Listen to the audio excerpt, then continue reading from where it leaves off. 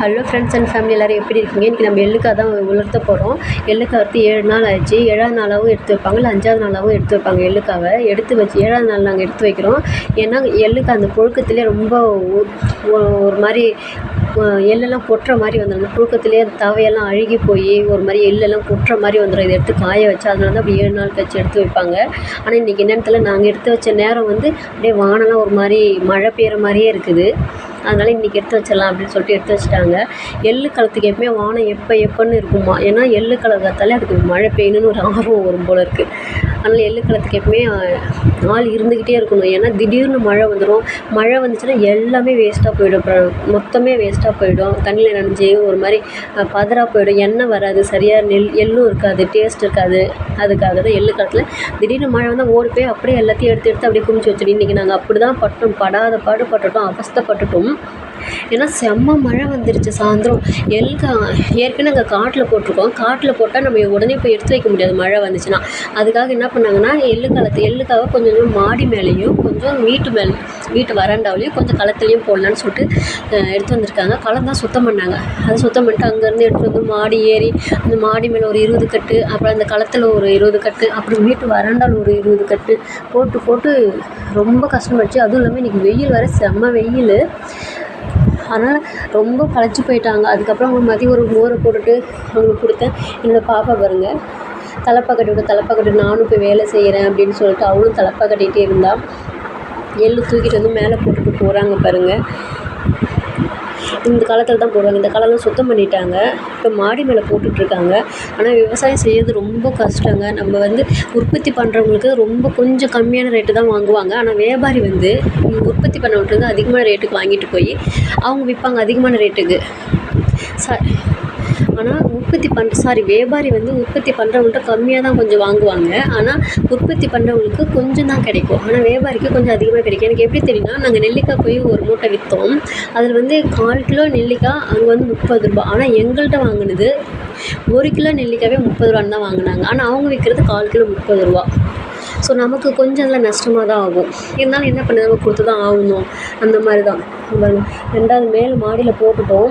இப்போ வந்து களத்தில் படுத்தா போடுறோம். ஏன்னா எள்ளு வந்து கீழே ஃபுல்லாக கொட்டிடும். நம்ம எள்ளு வந்து 3 நாள் காய வச்சா போதும். நாள் எல்லாமே கொட்டிடும். 2ஆவது நாள் மீதி இருக்க அந்த எள்ளெல்லாம் பழுக்காமல் இருக்கும்ல, எள்ளெல்லாம் கொஞ்சம் பழுக்காமல் பச்சையாக இருக்கும். அது 2ஆவது நாள் பழுக்கிறதுக்காக 2ஆவது நாள் காய போடுவாங்க. அப்புறம் 3ஆவது நாள் சுத்தமாகவே விழுந்துடும். அதை அப்புறம் எடுத்து தட்டி கீழே போட்டுடலாம். அந்த மாதிரிலாம் இது எள்ளு ப்ராசஸ் வந்து பயங்கர ஒரு பெரிய ப்ராசஸ்ஸு.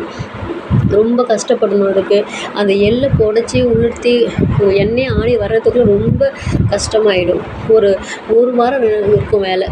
இந்த மாதிரி பிறகு பாட்டி வந்து எள்ளை இங்கே போட்டுட்ருக்காங்க. அதுவும் இல்லாமல் அங்கேருந்து தூக்கிட்டு வர்றதுக்கு அது ரொம்ப கழுத்து வலிக்கும். பச்சையாக கூட அறுத்து வச்சிடலாமல் இருக்குது. அந்த புழுக்கத்தில் அந்த தவை அந்த எள்ளுக்கெல்லாம் பழுத்து ஒரு மாதிரி வெயிட்டாக இருக்கும். கழுத்தெல்லாம் ரொம்ப வலியாக இருக்கும் இவங்களுக்கு.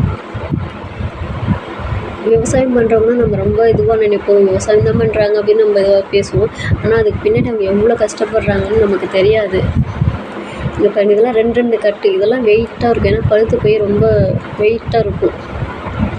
பாருங்க, இது மாதிரி தான் ஒன்றா போட்டுட்டாங்க. ஆனால் இன்றைக்கி நாங்கள் எடுத்து வைக்கலாம், ஆள் யாருமே கிடைக்கல, 3 பேர் தான். அதனால் இதெல்லாம் அப்படியே போட்டுட்டோம். கட்டோடையே இன்றைக்கி பிரித்து வைக்கல, நாளைக்கு தான் பிரித்து வச்சு காய வைக்கணும். அதுக்கப்புறம் எள்ளுக்காய் கட்டை எடுத்துகிட்டு வரும்போதே எள்ளிக்குட்டி அங்கே 6 குட்டி இருந்தது பாருங்க. அது வந்து எங்கள் அம்மா வந்து பசங்கள்கிட்ட காமிக்கலாம் அப்படின்னு சொல்லிட்டு எடுத்துகிட்டு வந்தாங்க. பாப்பா அதை பார்த்தோன்னே பயங்கர சந்தோஷம். ஏன்னா எள்ளிக்குட்டி அது எப்படி இருந்துச்சுன்னு தெரியல, பயங்கர ஹாப்பியாக இருந்துகிட்டு இருந்தேன். கையில் கொடு அப்படின்னு சொல்லிக்கிட்டு இருந்தேன். அப்புறம் எங்கள் அம்மா வந்து அது கையில் கொடுத்தோன்னே ரொம்ப ஹாப்பி ஆகிட்டா. பாருங்கள், 6 எலிக்குட்டி. ஆனால் அதை வந்து நம்ம எதுவும் பண்ண முடியாது. ஏன்னா குழந்தை வந்து ஆனால் எலி வந்து பயிரை நாசம் பண்ணணும் தான். ஆனால் அது குழந்தையா இருந்தாலும் நாங்கள் திரும்ப அதே இடத்துல போய் வச்சுட்டோம். நாங்கள் எதுவுமே பண்ணல அந்த எலிக்குட்டியை. மேலே வந்து மதியம் 1 மணி வெயில் இந்த பாட்டி வந்து அதை வந்து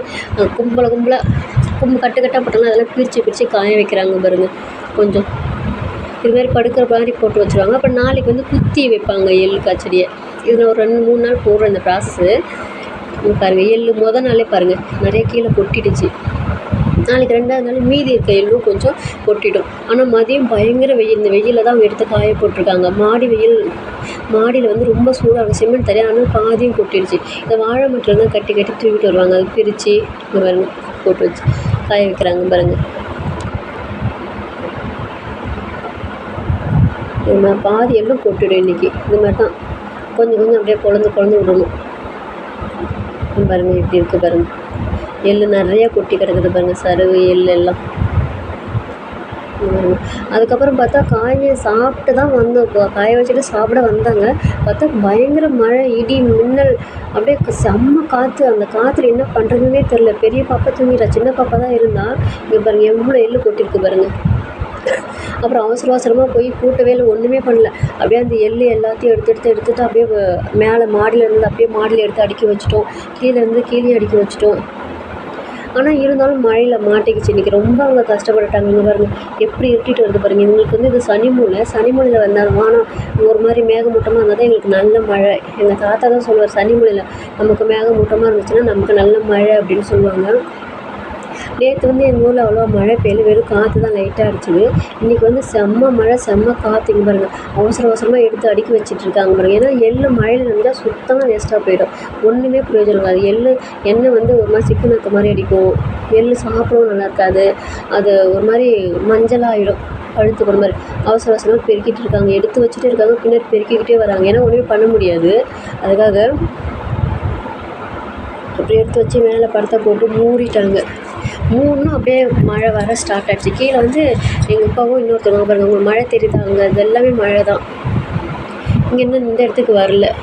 இங்கே பாருங்கள் எப்படி வானம் இருட்டிகிட்டு இருக்குது பாருங்கள். வானமே மேகமூட்டமாக இருக்குது. இன்றைக்கி தான் எங்களுக்கு நல்ல மழை, செம்ம மழை, நல்லா இருந்தது. வானமும் நைட்டு வீட்டில் படுக்கும்போது ஒரு மாதிரி ரொம்ப குளிர்ச்சியாகவும் இருந்தது. எங்கள் தாத்தாவை எடுத்து வச்சுட்டு போயிட்டுருக்காரு. வந்து இந்த வயசில் இப்படி வேலை செய்கிறாரு. அவன் ஏன் தாத்தா இப்படி செய்கிற வேலை அப்படின்னு, என்னால் வேலை செய்யாமல் இருக்க முடியாதுமா, ஏன்னா உழைச்ச உடம்பு இது, நமக்கு வேலை செய்யாமல் இருக்கவே மனசு வராது அப்படின்னு சொல்லுவார். ஆனால் அது உண்மை தான். அவங்க வேலை செஞ்சுட்டே இருந்து திடீர்னு சும்மா ஒரு இடத்துல உட்காந்தோம்னா அவங்களுக்கு ஒரு மாதிரி ரொம்ப கஷ்டமாக இருக்கும். வேலை செய்யணும்னு ஒரு எண்ணமே வந்துட்டு இருக்கும். பாருங்கள் எவ்வளோ மழை பாருங்கள். சாரி, எவ்வளோ அந்த சைட்லாம் அங்கெல்லாம் மழை பெய்யுது, அங்கேருந்து வருது எங்களுக்கு. இன்னும் இந்த சைட்லாம் வரல. ஆனால் பயங்கர காற்று. ஒரு பார்க்கும்போதே தெரியும் இந்த படத்தால் எப்படி தூக்குது பாருங்கள். இந்த மாதிரி தென்னை மரம் எப்படி அசையுது பாருங்கள். அதுக்கப்புறம் கீழே வந்து இவங்க எடுத்து வச்சிட்ருக்காங்க. மேலே வந்து அவங்க அம்மாவும் பாட்டி எடுத்து வச்சுட்டாங்க. கீழே வந்து மாமா எடுத்து வச்சுட்ருக்காரு. இப்போ அந்த மழை ஸ்டார்ட் ஆகிடுச்சு. நான் ஜன்னல் வழியாக வீட்டிலேருந்து எடுத்தேன். இந்த தென்னை மரம்லாம் எப்படி ஆடும் பாருங்கள். மின்னலும் அடிக்குது, இடி அடிக்குது, ஃபோனில் வீடியோ எடுக்கிறதுக்கும் பயமாக இருக்குது. இங்கே பாருங்கள் எப்படி ஆடுது பாருங்கள் காற்றுல. செம்ம மழை. இந்த மாதிரி காற்று இது வரைக்கும் இங்கே அவ்வளோவா அடித்ததில்ல. ஒரு 2 வருஷமாக இந்த மாதிரி காற்று இங்கே அடித்ததில்லை. திடீர்னு நடுவில் மழை வந்ததுக்கும் எல்லாம் படத்தெல்லாம் எடுத்துக்கிச்சு. ஒரு மழையில் நனையக்கூடாது, அதனால் திரும்ப போய் மழை பெய்யும் போதே போய் எல்லாத்தையும் எடுத்து மூடி வச்சுட்டு வந்திருந்தாங்க. எப்படி மூடி வச்சாங்க, நான் காற்றுல வந்து தூக்கிக்கிச்சு இந்த படத்தா. அதனால் போய் குச்சி போட்டு இதெல்லாம் சவுக்கு இந்த மூங்கி குச்சி இதெல்லாம் எடுத்து போட்டு மூடிட்டு வந்தாங்க. மழை பேஞ்சதுக்கப்புறம் இப்படி தான் இருந்தது. செம்மையாக அங்கே பாருங்கள் வாழை மரமே சாஞ்சிருச்சு, ஃபுல்லாகவே சாஞ்சிருச்சு. இங்கே பாருங்கள், அதுதான் வாழை கொலை போட்டிருக்கு. இங்கே மாங்காய் எவ்வளோ மாங்காய் போட்டுருச்சு, நிறைய மாங்காய் கொட்டிடுச்சு. இங்கே பாருங்கள் இவ்வளோ மாங்காய் கொட்டிடுச்சு. எவ்வளோ மாங்காய் வரும், எப்படியும் ஒரு 100 மாங்காய்க்கு மேலே இருக்கும். இந்த வருஷம் தான் இந்த மாங்காய் மரம் நிறையா மாங்காய், எப்பயுமே மாங்காய் வைக்கவே வைக்காது, எப்போ ஒரு 50 10 இவ்வளோ தான். ஆனால் இந்த வருஷம் பயங்கர மாங்காய் இந்த மரத்தில். இங்கே பாருங்கள், எங்கள் வீட்டுக்கு முன்னாடியே இருக்கிற மரம் பாருங்கள் எவ்வளோ மாங்காய் பாருங்கள் கொட்டி கொட்டி கிடக்குது. அவ்வளோ காற்றடிச்சிது, தேக்கந்தாவெல்லாம் உடஞ்சி போயிருக்கு. இங்கே எவ்வளோ கிடக்குது பாருங்கள். இந்த மாங்காவெல்லாம் பொறுக்கி நாளைக்கு தான் அங்கே ஒரு மாதிரி காய வச்சு ஒரு மாதிரி தண்ணியெல்லாம் இல்லாமல் உலர்த்தி வச்சு அதுக்கப்புறம் ஊறுகாய் போடணும். இவ்வளோ மாங்காய் அடிக்கிற காற்றுல இங்கே பாருங்கள் மாங்காய் மரம் அப்படியே அசைது ஆடுது. இங்கே பாருங்கள் எவ்வளோ தண்ணியெலாம் எப்படி ஆயிடுச்சு பாருங்கள். இந்த மாதிரி ஆயிடுச்சு, அவ்வளோ மழை.